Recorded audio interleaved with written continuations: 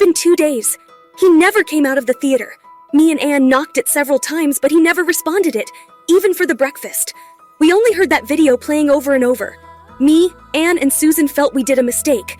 At the same time, we were positive about one thing: he never touched the drinks. We don't know whether to be happy or sad. Susan phoned every 2 hours and inquired if he is out of the room. With increase in time, fear increased proportionally. Time crawled like a snail and finally reached evening. Anna, I'm going to June's house. She asked me to accompany for her shopping. Anne shouted from her room while I prepared coffee in the kitchen. Okay, Anne, enjoy the weekend. She came into kitchen, changing her clothes. Do you need anything? Nah, I'm fine. We heard door opening. My heart started to beat faster. Excitement filled in my nerves for seeing him and to ensure he is fine when I heard the footsteps. God, please, please. I whispered the words in my mouth. Finally, I saw him. He was in the same shirt as 2 days before, his hair full of mess. His beautiful eyes were bloodshot. He cried a lot. He looked weary and tired. He neared us, whispered in a soft, broken voice. I am going outside. For first time, his breath is free from alcohol. His eyes were guilty. Darkness completely vanished. But Mr. Kingston, you didn't had anything for 2 days. In this condition? I asked him. I can manage. With that, he moved from that place. He stopped after a few feet. I'll be back in an hour and I'll eat. Do you think he is heading to bar? Anne questioned me. No, I didn't think so. He won't drink. I gave a confident smile. Today, or not even tomorrow. Then where he is heading? I don't know, but certainly not to the bar. Ed drove the car randomly, not knowing where to head. I finally decided to stop near a green park. I walked into the park until I reached a deserted place, my head echoing the words I heard for past 2 days. When I played the video first, it surprised me. In the screen, it was my dad, Professor Vincent Douglas. He started speaking. Hi boy, it's been long days I spoke to you. I know you are not doing well. It's okay, often in life we stumble upon a fork in our journey, but it's wrong when you still stay there. I know you are in a rough part, but you need to get out and meet the world again. I know my boy is a hard-working. Before 3 years, whenever I saw the cover of every magazine, you will be there. You made me proud. I felt luckier to be your father. I want that Edward back, very charming and sweet. I have a confidence in you, my boy. You'll bring back your old version. Oh, I am just killing like an old granny with advice. You know I don't like advising. But remember one thing, no matter what, I love you so much and I'm missing you terribly. You are not giving me the chance to see your face. Don't worry, I won't cry as your mom, because I'm stronger, and I have a hope that you are going to meet me soon. And then my brother Jason followed, remembering our old memories together. I'm missing you, brother, and your arrogance. Then my friend Robert stating that he and company missing me. Then my sister April recollecting me how I stood up for her in school for ragging. Finally, my employer stating how they miss my bossy attitude and the situation of the company.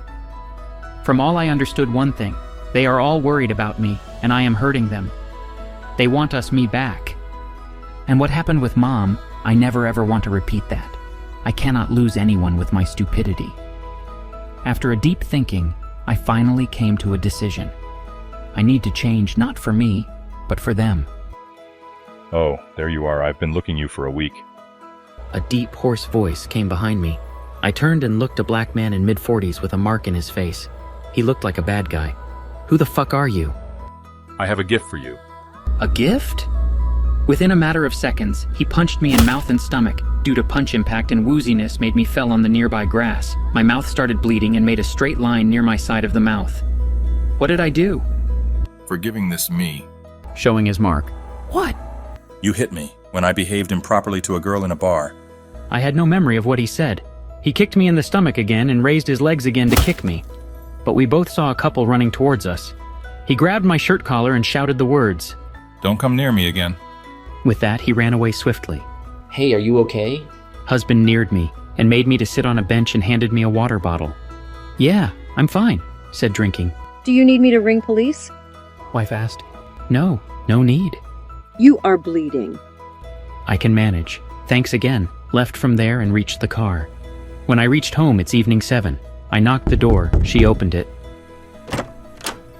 Mr. Kingston, you are late. Oh my God, you are bleeding. She shouted. It's nothing. Don't say a word. Come to my room. She grabbed my hand. She made me to sit on a bed and took a first aid kit from the cupboard. She dipped finger in the cotton. She neared my mouth when it touched side of my mouth. It started burning. I moaned in pain. Ah. Sorry. She tried to be careful. I took a look at her, kneeling before me, showing a glimpse of concern in her eyes. She looked like an fallen angel. Her messy hair bun, and just 2 hairs falling before her forehead, she exactly looked like an angel. What happened? She snapped me back. A guy hit me, explaining what he did. If anyone asks the same question, I'll ask them to mind their business. But with her, it's different. May I say something? She asked. Yes? I don't have any rights to say this, but this what you are gaining from that drinks, enemies, and empty minds. It won't numb your pain. Real way to take your pain is to only erase the incidents that caused this pain. I can see everyone cares for you. You are lucky to have this. Relations are gold, Mr. Kingston. At least for them, try to change yourself, please. They all love you so much, and I don't want you to repeat that incident happened with your mom to others. Guilty flooded through me again. She's right, and she's telling me the same thing what I thought. My eyes clouded with tears. I don't know what happened. I asked it, "Can you help me?"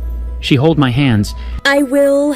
Her hand, when touched mine, electricity ran through me. I felt no tense or uneasiness. Instead, I felt safe, and I longed for this to continue. No, not again. I cannot again. I released her hand instantly, and I uttered the word thanks, headed to my room. I made conference call to Susan and Anne. It worked! We 3 jumped out of joy. What made you think this idea? Susan questioned me. Simple. His love towards you.